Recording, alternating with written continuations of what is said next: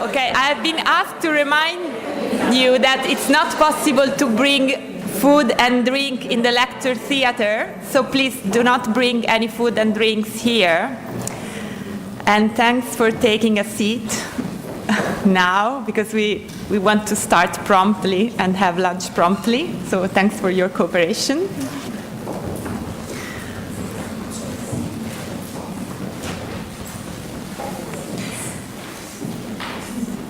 And it's my great pleasure now to introduce our first keynote speaker, an outstanding cultural historian whose transdisciplinary work has pioneered the study of Italian postcolonialism and Italian mobility. So, Ruth Ghiat is professor of history and Italian studies at New York University in New York. Her latest book are the award-winning Italian Fascism Empire Cinema, a study of the meeting of word and film in the service of Mussolini's imperial conquest, and the co-edited volume Italian Mobilities, which places timely issues of migration, circulation, and citizenship in historical context. She's currently writing Prisoners of War, Italians in German, French, and British Captivity, 1940-1950s, for Princeton University Press, which addresses mobility in wartime. Ruth Ghiat also writes frequently for the media. Since fall 2015, she's covered the presidential election and Donald Trump for the CNN website. And as many of her followers on Twitter and Facebook know, she also writes for the Atlantic and the Huffington Post. And she sits on the board of directors of the World Policy Institute, which demonstrates how the study of humanities and cultural mobilities actually helps us to understand and to read the global dynamics in our contemporary world. So I'm very pleased to introduce her lecture, whose title is Italian Journey. Thank you, Ruth.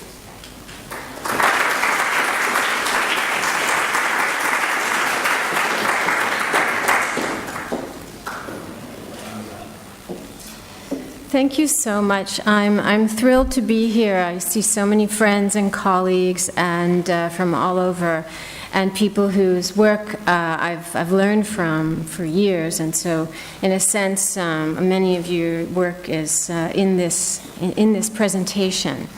And thank you to Barbara, to Charles Burdett, to Loredano Polezzi, and Director Christopher Smith of the British School in Rome for hosting us and for inviting me. I'm very happy to be here.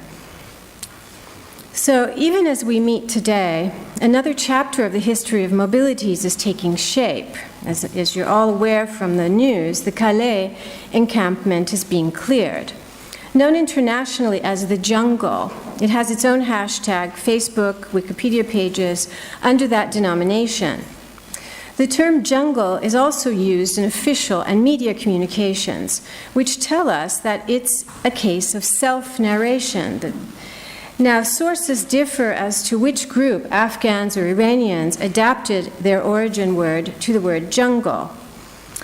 But this is just two explanations. But what's clearer is why the name has stuck. It makes it easier for us to care less, to attribute migrants' troubles to their own in-group problems, and to consider them outside of all norms, legal and humanitarian. The forest, the jungle, are different than civilized society.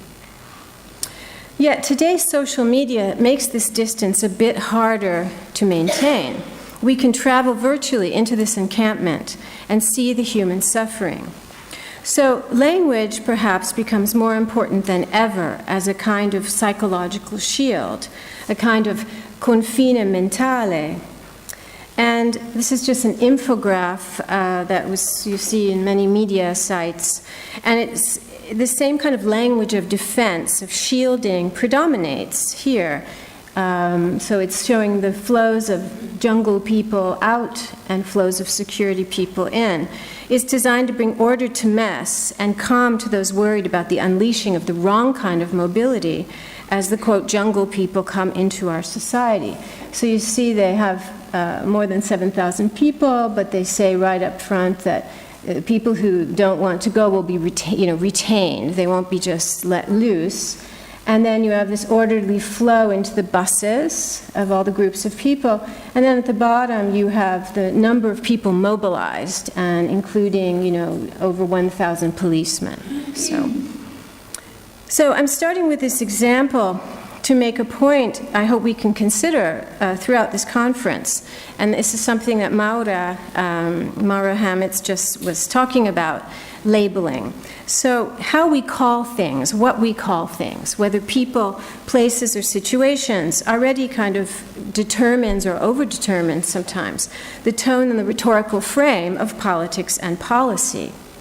So a few of these labels or names: refugee, migrant, tourist, guest worker, emigrant, expatriate, immigrant, borsista, which I'm sure has a good English translation, but nomad, traveler, jungle person.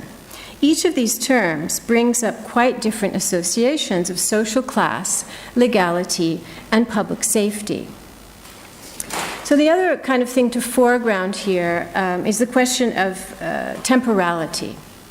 As Italianists, we hardly have to be reminded that not all spaces or countries are accorded the same degree of nowness or contemporaneità. As Robert Harris tells us, the forest and the jungle have always been places outside of time, inhabited by people who, quote, are a shadow of civilization, end quote, often by virtue of their skin color as well. As in Calais, the absence of modernity justifies the terrible conditions and the policing of inhabitants' movements. Now, temporality also matters in another way, how it relates to mobilities. Each of the categories above, refugee, migrant, etc., implies a different relationship of permanence, a different amount of time spent away from home or in the current situation where they are, the current country. And how we call and label people in this regard influences how we interact with them.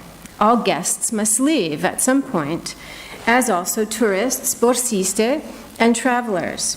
The problems arise when they want to stay or have no home to return to, or are nomadic, and not in the chic sense of the global nomads of today, more the nomads we know in Italian history, the Libyans and other nomadic peoples, the Roma.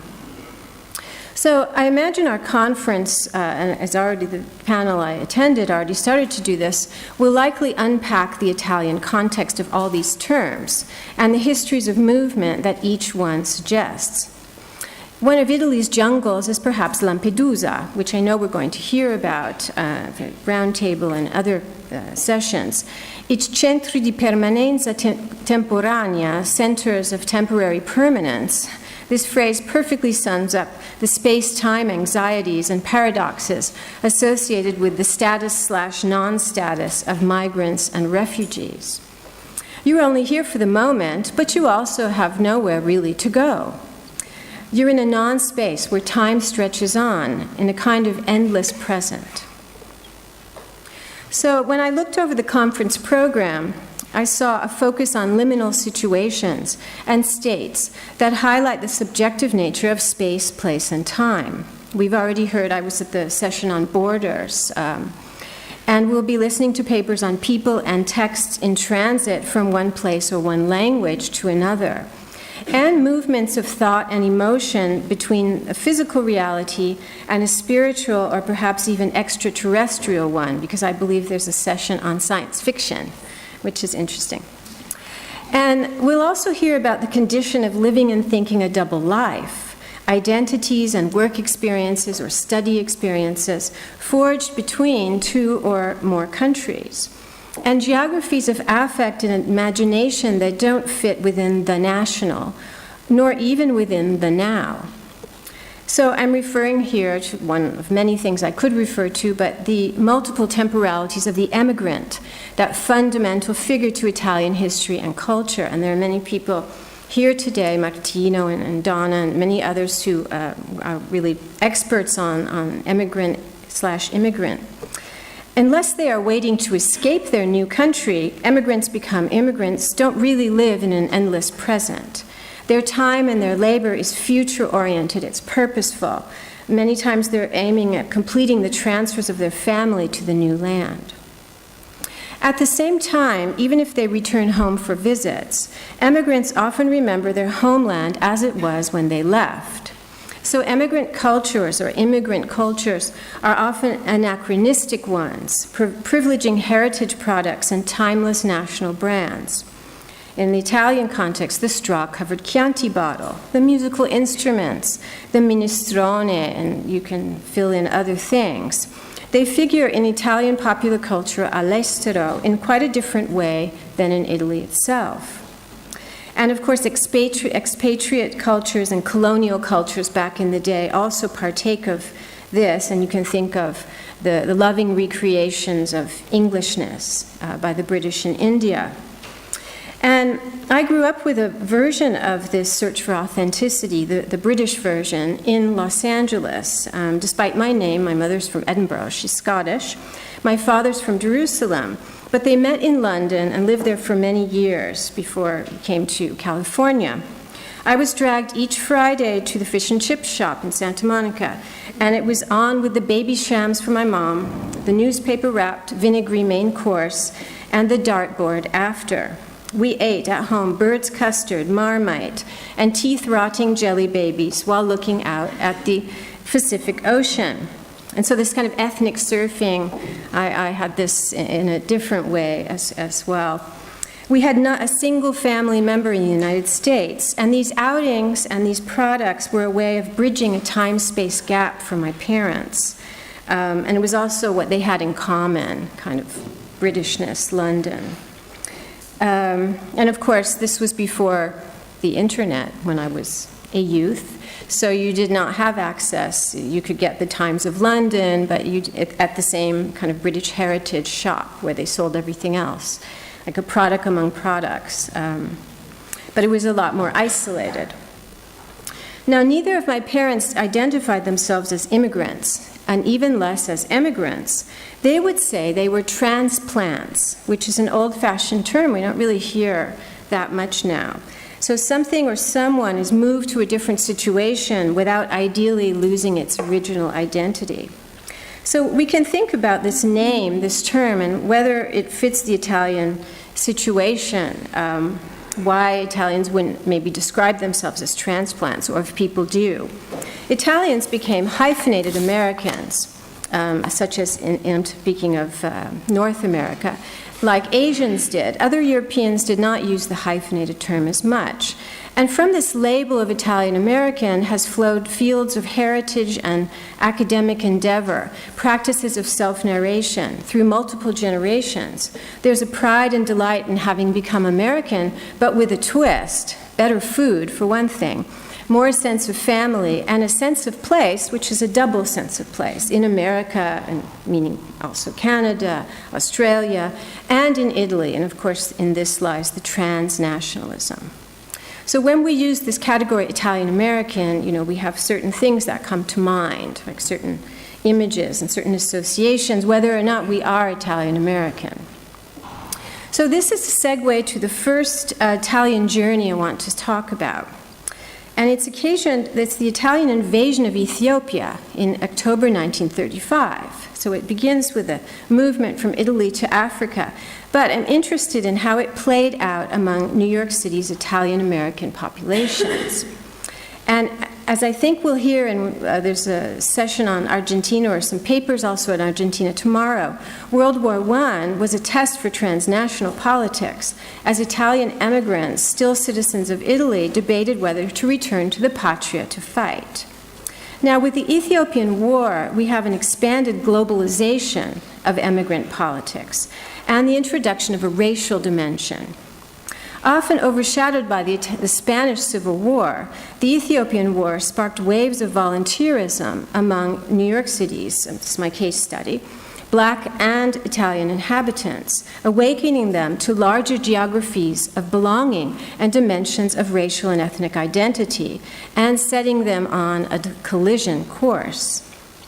So the Ethiopian War fractured the Italian community. Many Italians were leftists, anarchists, socialists, communists, who sided with the African American activists, marching down Lenox Avenue 25,000 strong.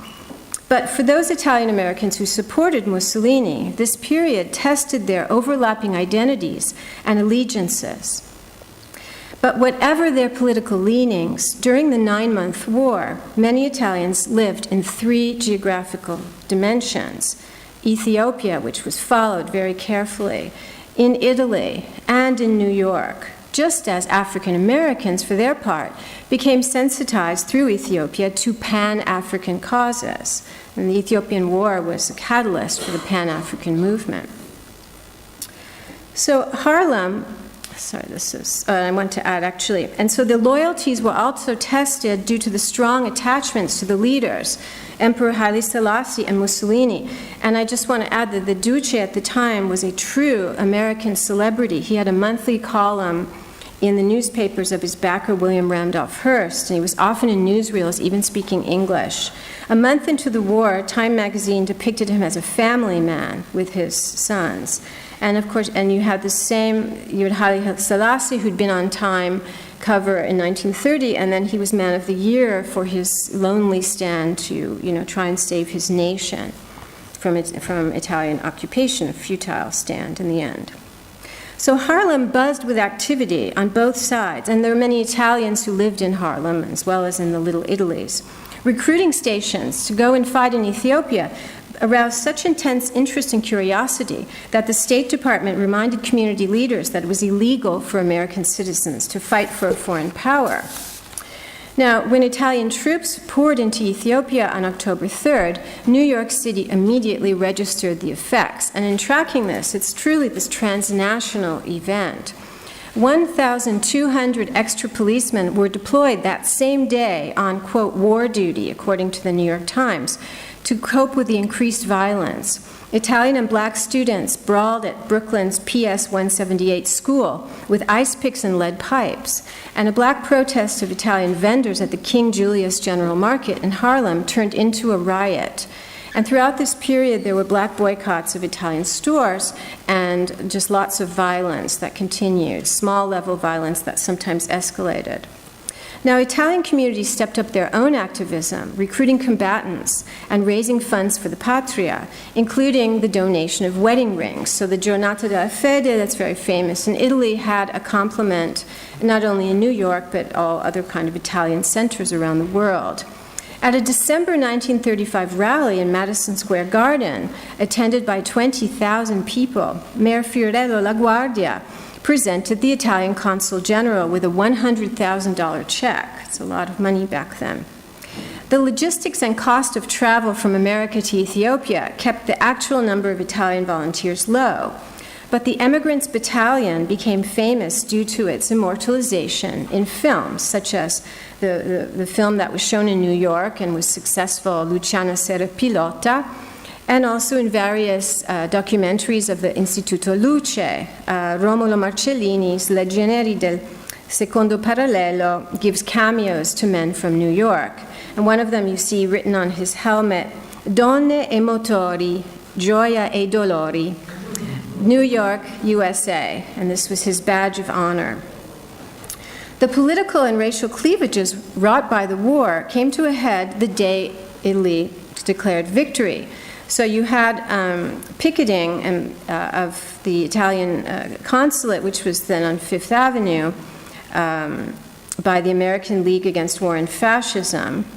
And on Mott Street, 115 Mott Street, which I've been to see, it's not Little Italy anymore very much, but corks popped in celebration with patriotic pride and pro-fascist feeling on display.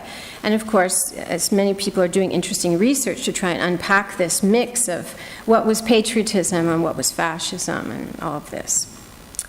So the outbreak of the white-on-white European Spanish Civil War in 1937 kind of pushed this conflict off the front pages of history. No one cared about Ethiopia, and Mussolini's aggression was soon overshadowed by Hitler's.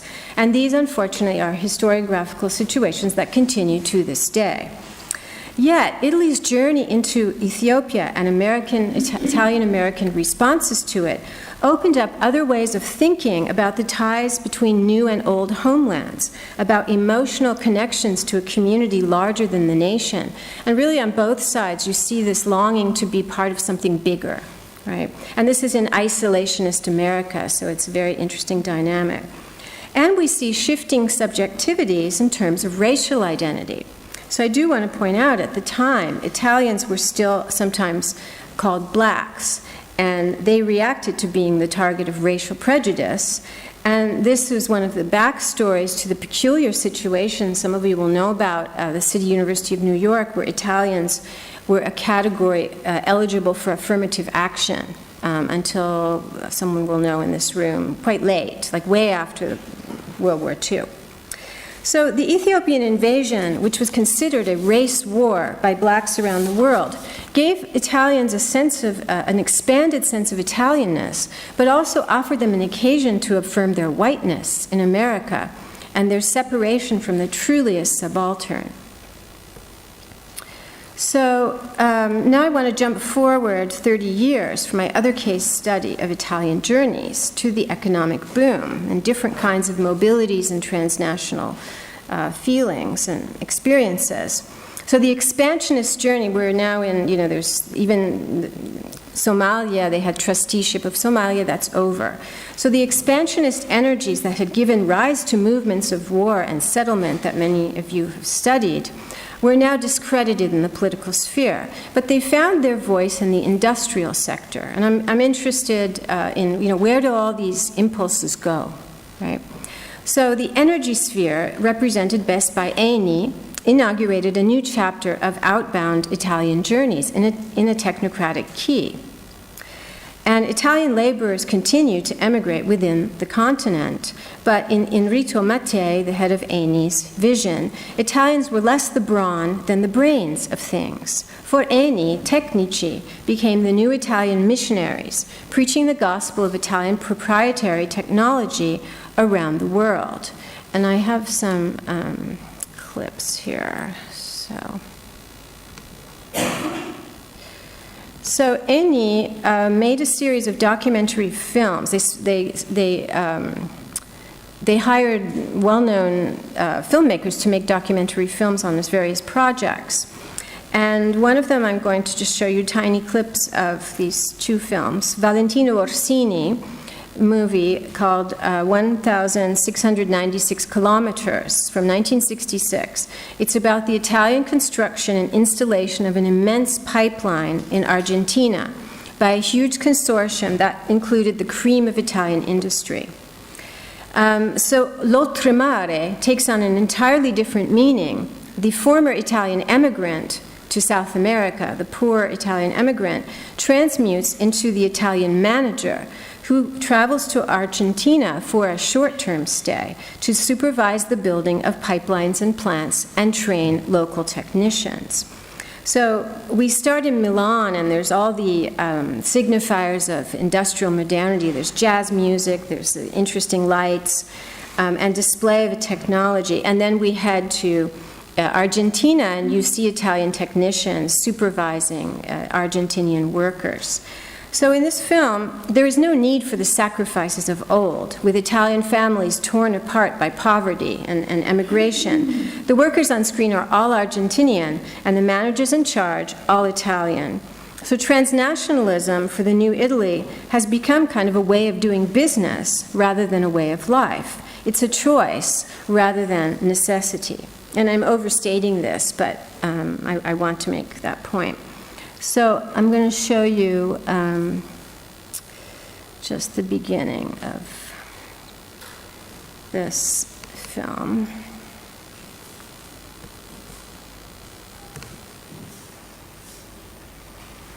Let's see what I want to start it.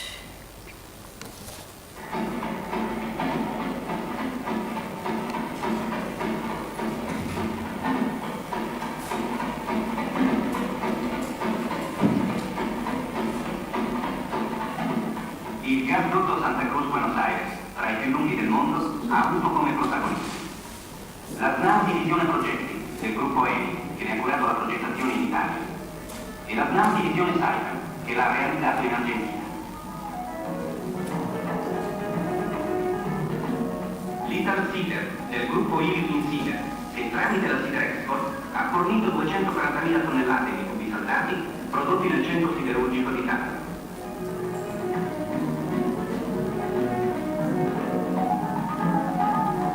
La Fiat Grandi Motori, fornitrice dei motocompressori e delle turbine a gas.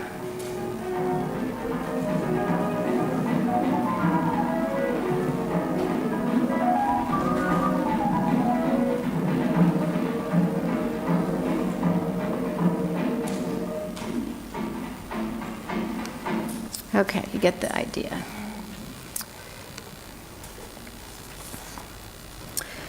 So, Eni's vision of Italy as a kind of Mecca, or to keep the missionary theme going, Vatican of modernity, also led to the project of bringing people on from other countries on site, from what used to be called the Third World. And Mattei arranged for young future energy leaders from Africa, Asia, and Latin America to spend time in Metanopoli, which was the kind of city that was created in Milan, attending, this is a mouthful, La Scuola Superiore sugli Idrocarburi of Eni. And it's a specialized school that opened in 1957. And Elisabetta Bini is here, and is through her dissertation, it's now a book that I learned about this school and was very fascinated also about the racial and mobility aspects of it. And when we think of northern Italy's encounter with the other in this period, we think of the southerner who's come to work in Milan or Turin, Mimi, right, in Bert Miller's movie. And you're going to see a clip that kind of recalls this. But here we have northern Italy as a laboratory of internationalization. So the example is this film called Odiro, directed by Gilbert Beauvais for Eni in 1964. And Odiro is a borsista from Ghana who comes to Milan to attend the school. And I'll show you a clip of the school instruction going on. And then a clip of him standing in traffic in the city center, in a suit, but gaping at the pace and the flash of Italian commerce and the prosperity of Italy. Later he goes to Florence, and he's dazzled by Michelangelo's David and other statues. But he's not being assimilated to stay there, but rather educated by a superior civilization to better his own country once he turns home. So in these films, mobility is circumscribed and managed, and the temporality is that of a guest, albeit a guest manager. So there's an expiration date for all parties for this kind of mobility. So I'll just show you. And am I out of time? Okay, because I'm almost done. I'll just show you this. They're like 30-second clips. Okay.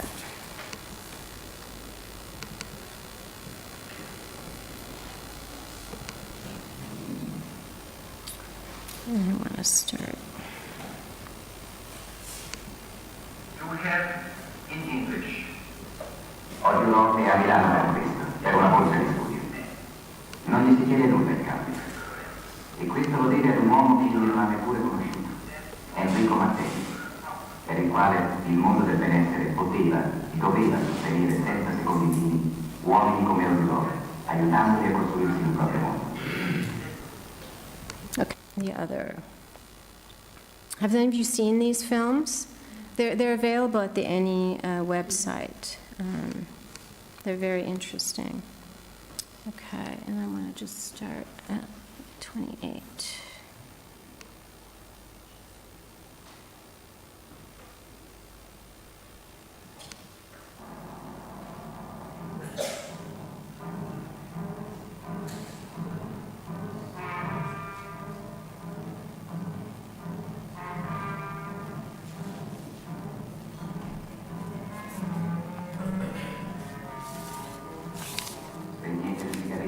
Agganciate le cinture. In poche ore ognuno ha capito di aver perduto alberi e uccelli per venire lentamente imprigionato nel campo delle città popolose. Si sente sbattuto. Si sente rimpicciolito, vulnerabile, perduto.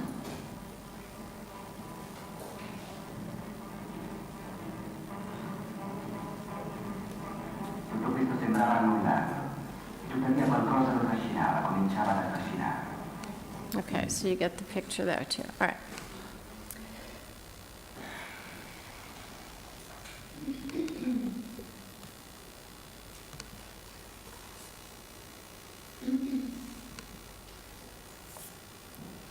So, in the meantime, just getting toward my conclusion, Germany and Switzerland become the last outpost of historic Italian emigration. With its, I think there's going to be a paper on this, I'm glad. With its degrading circumstances of life, Italians teetering between European and other, as they had in New York and other Americas 40 years earlier. The famous chicken coop scenes in the 1974 film Bread and Chocolate, set in Switzerland, where the most abject emigrants live as semi-animals, slowly going mad, preview today's wired enclosures, today's jungles, with their suspension of norms of hygiene and humanitarian care. Now, today, of course, decades in avanti, things are different. Italians are in the main receivers. The teeming boats of desperate people on their shores, a reminder of their now fortunate status. Today, Italian immigrants are often intellectuals. I think we're having a paper on that too, who might like to stay in Italy, not all of them do, but cannot for work, for lack of work.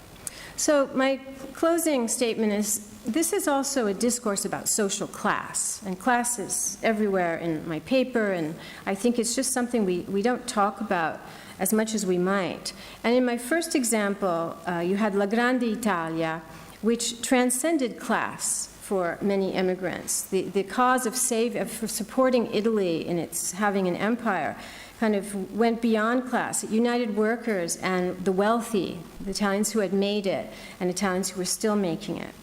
And in my second example, transnationalism is kind of an elite affair. So you have mobility only for those in suits and ties, and only those who are already educated and getting more of an education. So I think it's important to keep class and race, as well as religion and ethnicity, present in our discussions of mobility and transnationalism. And obviously people working on migrants' race is foremost, but we may think about it more in other circumstances, because all these variables often determine what we call things. So back to the naming point, the labeling point. And I'd like us also to consider interrogating our own subject positions as we write about these issues, as we give names and we define concepts, including transnationalism, which there's a little bit of a vagueness still for me. And since we're addressing subjectivities, it's part of the keywords of this conference, it might not be so outlandish to begin with our own. Thank you.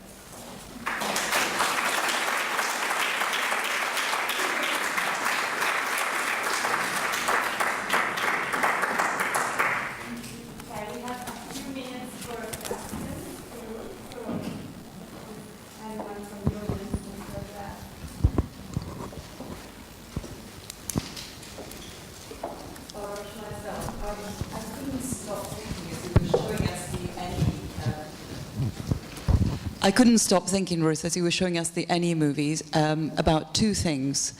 On the one hand, Carlo Emilio Gadda going to Argentina as an engineer in the 1930s and writing about that country from that elite position, but he was in many ways ahead, I think. But on the other, Pasolini and Pasolini's obviously Pasolini's Oresteia, but also he is writing on Eritrea, which must be roughly at the same time as the Any movies. Mm-hmm. And a scene in the Oresteia there where he's at La Sapienza, I think, here in Rome, and he's actually speaking to a group of African borsisti. I just couldn't stop thinking of the parallels and the way in which Pasolini is also entering clearly from a different position, but entering that same discourse. Do you want me to take several questions or just answer? Perhaps we take a few because we don't have... Yeah, I know we have to have lunch. Un commento in italiano perché magari c'è qualcuno del pubblico che non parla l'inglese. Mi sembra che nella videoclip ha mostrato la persona che è andato in Argentina a fondare questa compagnia Se mi ricordo bene nelle mie ricerche, forse Patat mi può correggere qui, penso che fosse stato implicato in qualche modo col fascismo. E subito dopo la guerra era stato quasi un po' perseguitato. E a un certo punto lui ha detto basta, sono stanco, e ha portato con sé un grande numero proprio di ingegneri, di tecnici. Quindi è interessante che nel documentario questo viene presentato come un successo, però in realtà dal punto di vista economico, tecnologico, eccetera, era stata una grande perdita per l'industria italiana che stava nascendo. E che poi ha contribuito invece a far nascere l'industria in Argentina. Quindi è interessante, infatti quelli che andavano in Argentina, la nuova ondata di emigranti, li chiamavano gli ingegneri, no? Los ingenieros, era una nuova... Sì, però sì. per l'Italia anche quella, come quella di oggi, degli italiani che vanno all'estero perché non trovano lavori qualificanti in Italia, cioè adesso è vista come una perdita, però lì è stata capisco. trasformata in un altro modo. Sì, so I'll answer those too. For the Loredana, I mean, the Argentinian example is that there was this whole travel literature, right, in the 1930s, and some were tecnici, right? There was people who went to Russia, you know, as a laboratory of industrialization and all this. And you know, a lot of them were journalists or experts, and so this was allowed, as many of you know. It's nice to speak to a field of experts. There's Charles sitting there, he's written on this. But, you know, it was the circumscribed mobility. I mean, not only because you had to have, you know, rilascio dei passaporti, you had to have permission, but it was okay because it was, you know, for the regime, it's all about scale, right, with publications too. As long as not only an elite was going to read it, they allowed liberties.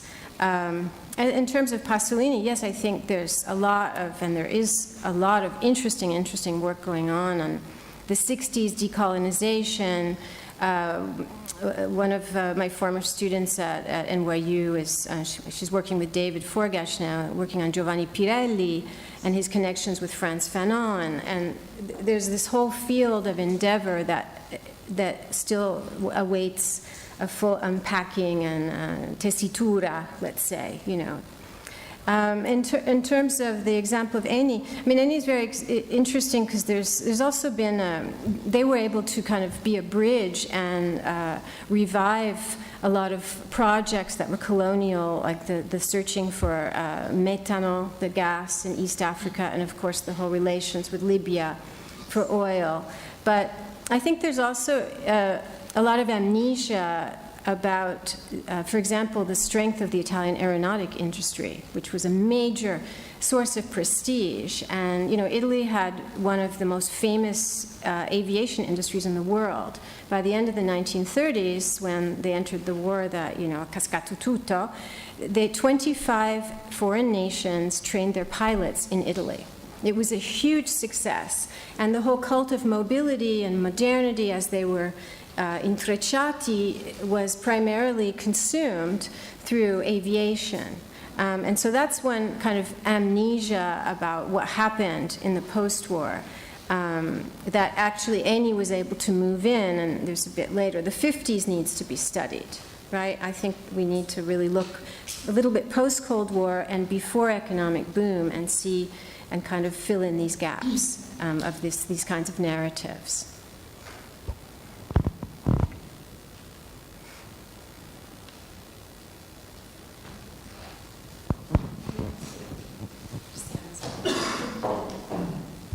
Thank you, Ruth, for these opening remarks. It's interesting how we will follow through in sort of reflecting on some of the points that you have highlighted. Just one thing I noticed that made me think about temporalities. In the picture that you've shown of the Mott Street celebrations, Mussolini is wearing civilian clothing, which is the Mussolini rivoluzionario, right? So I thought about the anachronism of that, right? So Mussolini is out there, right, as the commander-in-chief, in a sense, and it's sort of militaristic. He's in his, he's in his, He has the... his gear with his medals and all of that. Right, but the beret, isn't it the beret? I don't see the picture very well. So I wonder if you think that this, I mean, in the sense, in this, even in the Calais example that you show at the beginning, though, there's a sense of anachronism, right? There's a sense in which modernity has never reached the jungle, no? And so how really mobility is also sort of somehow bring about anachronisms, I mean, which may be familial, which may be about the discoveries of roots and origins, that, because the Any project is obviously about modernity, right? And it's this constant sort of unfinished process in Italian mobilities, right? Discovering how finally modern we are. How about we Italians as being never modern, or discovering that? Well, that's an, you know, there are these like one of the major, as you well know, you know, with imperialism.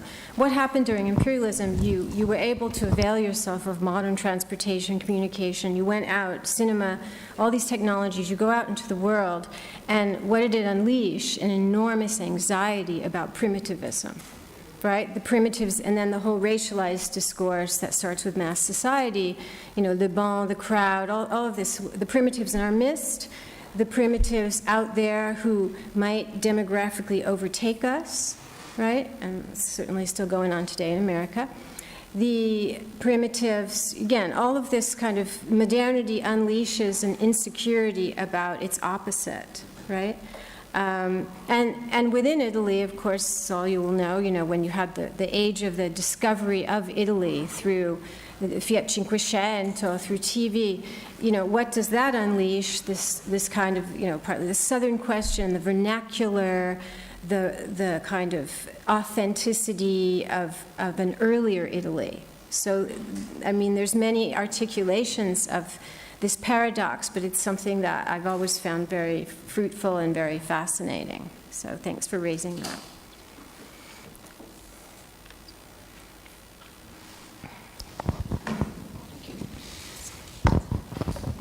Thanks so much, Ruth. I found that absolutely fascinating, and I was particularly interested in the Calais jungle people, because in Australia we have atrocious policies and we call our refugees boat people. Yeah. And many of the Italian migrants and their descendants, like myself, are very compliant with those colonising policies themselves, many of them in the 50s having been boat people themselves. So I'm interested in those analogies, similarities. Thank you. Yeah, and Vietnamese boat people, and it's interesting, again, these are preliminary reflections on this, but in fact, this whole talk, I think when you do a keynote at the beginning of a conference, it's nice to kind of have a bit of a mosaic of things and things that you raise that can be taken up, you know, during the proceedings. But this kind of language of confinement, you know, what is a boat? A boat is also a confined space that's often in the middle of, it can be on the shore, but when we think of a boat, well, we can maybe all think of it differently. I don't think of a boat that's docked. I think of a boat in the middle of a space of water, perhaps. So, yeah, it's just to be, and this is something I'm trying to do myself, you know, to be very conscious and even have an ethics about naming, one's own personal ethics, of course, about what the labels we use, and the kind of also image streams that, because images are obviously a way we label people. I had a big debate within myself when I was doing my colonial cinema book, because I didn't know whether I should reproduce the pictures of naked black women that were used as voyeurism and for all the things all of you know. And I didn't want to do that because I thought then I'm continuing this chain. So I decided to do it only when it was really strictly necessary for my argument. So these kinds of reflections, I think they're fruitful, whether it's words or images. I am afraid that we have to stop. Yes, lunchtime. But thank you Thank very you much all. also for this last